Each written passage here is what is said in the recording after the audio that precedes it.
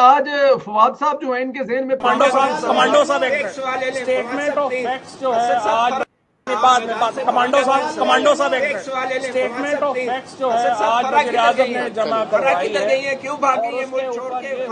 यार बात करने दो ना, बात करने दो। नहीं होगा।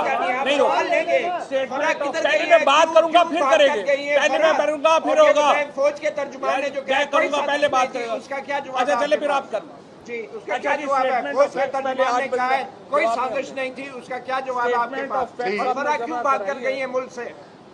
ये किराए पे आते हैं लोग इस तरह के ये किराए के टट्टू आप होंगे। वो हम चौधरी आप सवाल ले लेंगे बात करने जी अरशद साहब, ये आपने क्लिप देखा है सुबह से लेकर शाम तक। वैसे तो ये किसी भी तरह से फवाद डब्बू साहब राइट पर्सन नहीं है। यहाँ पे मैं थोड़ा सा इख्तिलाफ करता हूँ मतीउल्लाह जान साहब से। क्या सवाल करना जबरदस्ती है? जो बात वो कर रहे हैं, अपनी बात मुकम्मल करेंगे तो सवाल कर ले। वो कह रहे हैं सवाल, तो क्या इतना जरूरी है कि वो पहले आपका सवाल का जवाब दे और फिर आगे की और बात करें? सर इन लोगों को ना हुकूमत करने की आदत पड़ गई है। और ये सर मैं कह रहा हूँ पड़ गई है ना, कोई बात नहीं। मैं कह रहा हूँ कि बिल्कुल ठीक है, रवैया गलत है, करता वो गलत है, बोलना गलत है, गलत इंसान है। पर मतीउल्लाह साहब जान पढ़े लिखे हैं, उसने 10 दफा कहा कि मुझे सवाल कर लेने दे, मेरे बात कर लेने, फिर अपना सवाल कर लीजिएगा। तो क्या इनके रवैये की बात मैं कर रहा हूँ। देखें, फवाद चौधरी का रवैया हमेशा से ये रहा है कि अपनी बात करके और वो चुप करके निकल जाता है। और वो एक आधे जो है ना सवाल का जवाब देता है, वो उसके अपने बंदे होते हैं। ये सवाल का जवाब नहीं देते। मसला ये है, हुकूमत इन्होंने गिराई है, आइन इन्होंने तोड़ा है, गबन इन्होंने किए हैं, इनको जवाब देना होगा। ये सहाफियों के जुर्म है ना, अब वक्त आए हैं सवाल करें। और ये जो इनका रवैया था ना, वो क्या स्टोरी सुना रहा था? वो एक फजूल वाहियात और बेबुनियाद बात कर रहा था, इल्जामात लगा रहा था।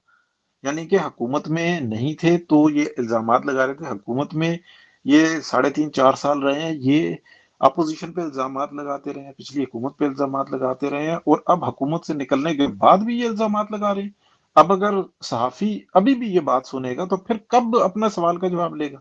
इनको एक एक बैठकर इनको तसल्ली से, यानी कि अगर 4 घंटे की प्रेस कॉन्फ्रेंस है ना, तो उसमें 4 के 4 घंटे इनको सवालों के जवाब देने होंगे।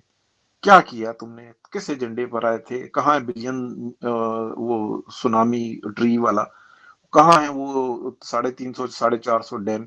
कहाँ है वो 1000 यूनिवर्सिटियां? कहाँ है वो बच्चों को जो आप फ्री में तालीम दे रहे थे? कहाँ है वो जो सिलेबस का हिस्सा बना रहे थे कुरान पाक को? बहुत अच्छी बात है, नारा बहुत अच्छा है।